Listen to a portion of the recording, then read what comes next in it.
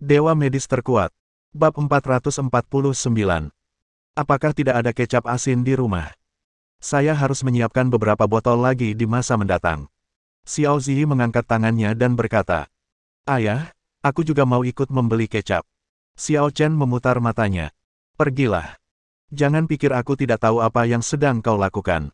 Jika kau pergi ke supermarket, kau mungkin akan membeli makanan lezat. Kau tinggal di rumah saja, sudah hampir waktunya makan malam, jangan pernah berpikir untuk pergi kemanapun." Xiao Ziyi meringis dan menjulurkan lidahnya. "Ayah, kata orang yang terlalu pintar akan menjadi botak. Usiamu hampir 30. Ayah harus lebih berhati-hati." Xiao Chen terdiam. Gadis kecil berhati hitam ini pantas dihajar. Namun, dia tidak menunda terlalu lama, lagi pula, istrinya masih memasak.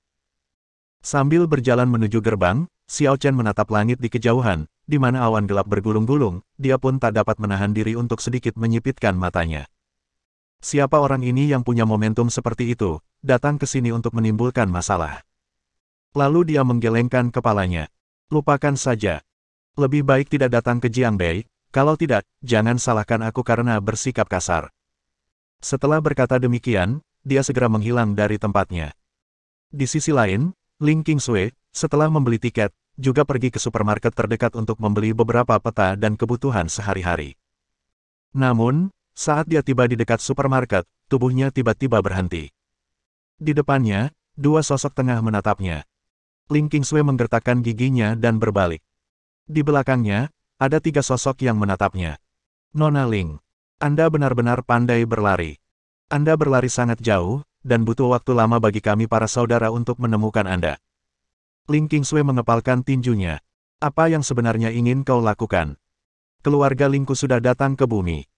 Tidak bisakah kau berhenti saja?" "Berhenti? Hehehehe. Nona Ling, Anda mungkin masih tidur, kan? Tuan Yan jatuh cinta padamu pada pandangan pertama. Dia ingin menikahimu dan merindukanmu sepanjang hari. Dia merasa sangat merindukanmu saat tidak melihatmu seharian. Jika kami membiarkanmu pergi, dia tidak akan membiarkan kami pergi. Sebenarnya, Nona Ling, mengapa Anda melakukan ini? Anda tentu tahu tuan muda kita. Dia berbakat, tampan, dan merupakan kerabat istana abadi Guangcheng. Menikah dengannya akan menjadi kehormatan besar bagi Anda. Mengapa Anda menolak?" Mata Ling Qingsui dingin. "Bah, keluarga Yan itu sekelompok binatang buas. Mereka menghancurkan keluarga Ling, dan mereka masih ingin aku menikahi mereka. Bermimpilah. Karena kamu sudah mengatakannya, maka kami tidak punya pilihan lain. Nona Ling, kami tidak punya pilihan lain selain menangkapmu dan membawamu kembali. Jika ada masalah, jangan salahkan kami." Ling Qingsui berkata dengan sungguh-sungguh. "Sebaiknya kau tidak menyakitiku. Kalau tidak, jika aku tertangkap dan dipaksa menikah dengan Yan Fengwu, maka aku pasti akan membiarkan Yan Fengwu membunuhmu." Semua orang tertawa. "Jangan khawatir. Kami semua adalah orang-orang kuat di alam mitos. Dan kau hanyalah dewa super tingkat 7. Kau sama sekali bukan tandingan kami. Mudah sekali menangkapmu hidup-hidup. Bajingan." Ling Qingsui berteriak dengan marah, menghentakkan kakinya keras-keras, dan langsung menyerbu ke arah dua orang di depannya. Dia mengangkat tangannya dan meninju, menghantam tanah dengan keras. Energi spiritual meledak, dan tanah dalam jarak 100 meter di depannya runtuh oleh pukulannya, dan debu beterbangan di mana-mana, menghalangi penglihatannya. Memanfaatkan kesempatan ini, Ling Qingsui segera melarikan diri. Kedua lelaki itu mencibir dan menghentakkan kakinya keras-keras. Di tengah angin yang bertiup kencang, debu pun tersapu dalam sekejap. Ling Qingsui kebetulan datang ke pihak mereka. Salah satu dari kedua pria itu mengangkat tangannya dan meninjunya secara langsung. Desir. Angin dari tinju itu membentuk sambaran guntur dan kilat di udara, dan kekuatannya luar biasa. Ling Qingsui segera membentuk segel dengan tangannya, menggunakan energi spiritual untuk menerangi kemampuannya, dan membentuk perisai pelindung di depannya. Namun, kekuatannya terlalu lemah. Setidaknya, itulah yang terjadi ketika kita saling berhadapan. Pukulan secepat kilat milik lawan menghantam perisainya dengan keras. Hanya dalam sekejap, perisai itu hancur dan Ling Qingsui terlempar kembali di tempat. Engah. Ling Qingsui memuntahkan seteguk darah, terhuyung mundur beberapa langkah, dan wajahnya menjadi pucat. Napas menjadi sedikit berat. Tidak perlu melawan terlalu keras, Ling Qingsui. Kau hanya berada di level ketujuh alam Dewa Super. Kau sama sekali bukan tandingan kami. Menyerahlah. Kembalilah bersama kami dengan patuh dan jadilah selir Tuan Yan. Kau akan mendapatkan semua kemuliaan dan kekayaan. Kamu sedang bermimpi. Ling Qingsui meludah dengan ganas, dan semua orang tidak dapat menahan diri untuk menggelengkan kepala. Dasar bajingan tak tahu terima kasih. Kalau begitu, aku akan menghajarmu dan membawamu kembali dengan paksa. Saat semua orang bertindak, awan dan angin bertiup kencang di langit dan angin kencang bertiup di tanah. Karena mereka terlalu kuat, unsur-unsur di sekitarnya menyebabkan perubahan, menyebabkan orang-orang dalam jarak 1 atau 2 mil segera bersembunyi dan tidak berani mendekati area ini. Ling Qingsui tiba-tiba merasa putus asa. Nenek tidak ada di sini. Akan tetapi, dengan tingkat ketujuh alam Dewa Super yang dimilikinya, dia tidak akan pernah bisa menandingi lawan-lawannya di alam mitologi. Mungkinkah saya akan ditangkap di sini? Mungkinkah, pada akhirnya, saya masih tidak dapat lepas dari nasib tragis ini? Senyum puas muncul di wajah para pelayan keluarga Yan. Namun, pada saat ini, tiba-tiba, satu sosok berjalan langsung ke dalam lingkaran serangan. Hei, kau boleh bertarung jika kau mau.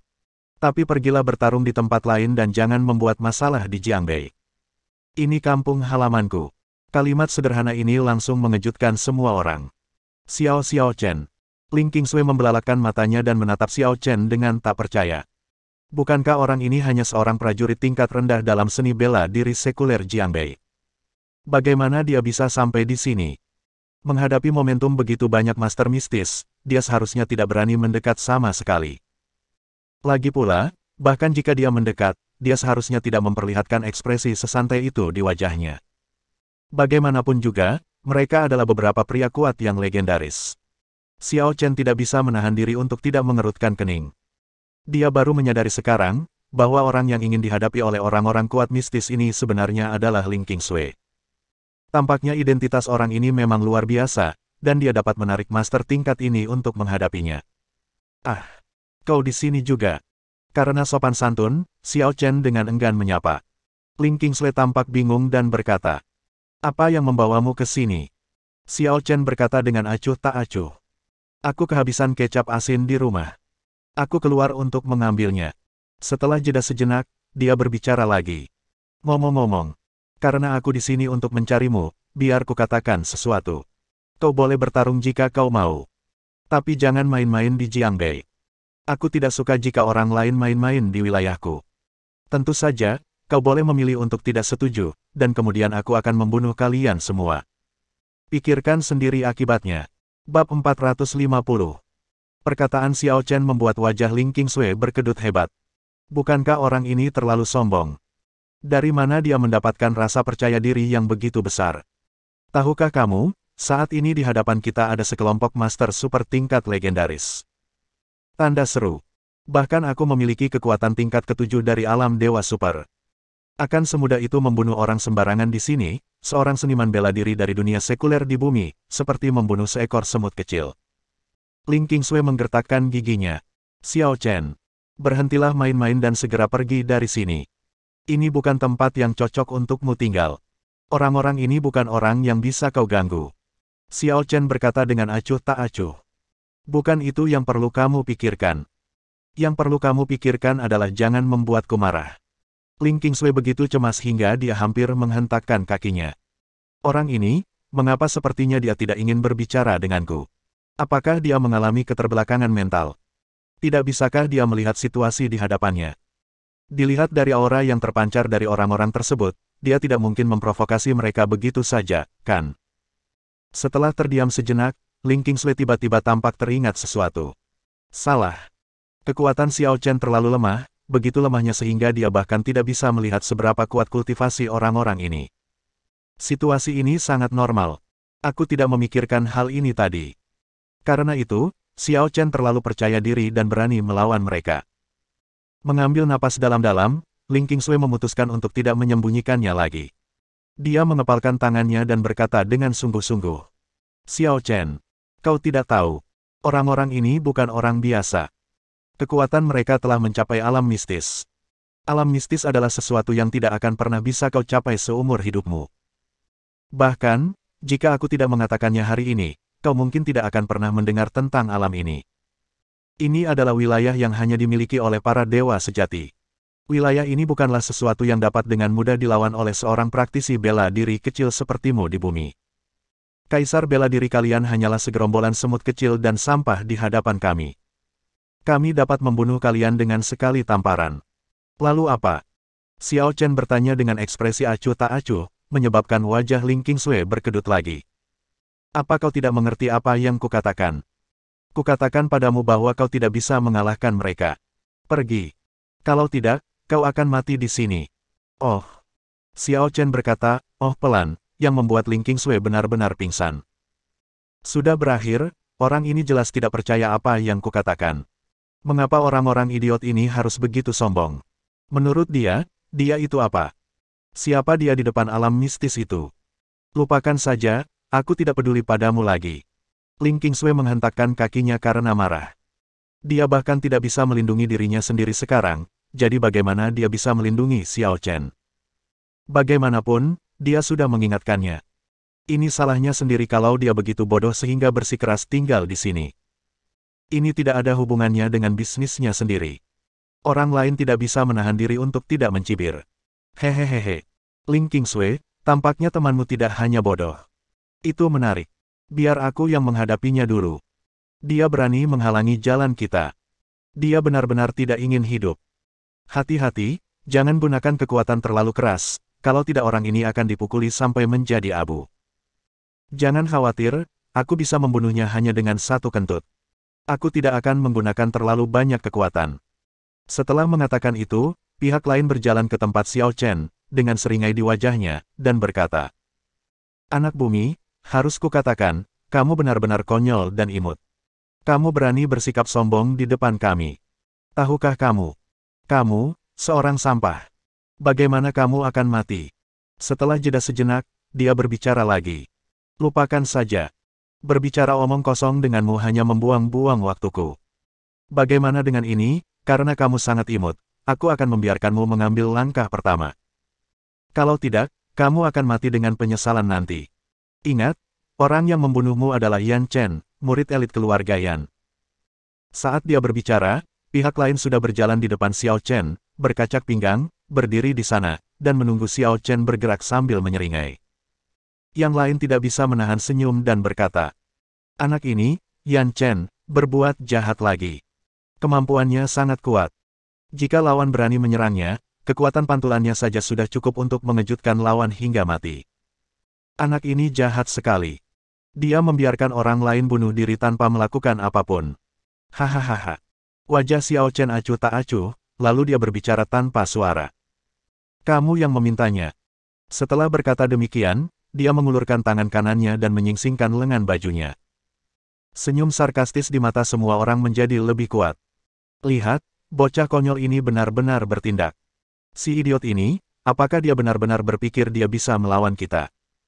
Dia sangat bodoh. Ling Qingsui juga menggertakkan giginya. Dasar bodoh.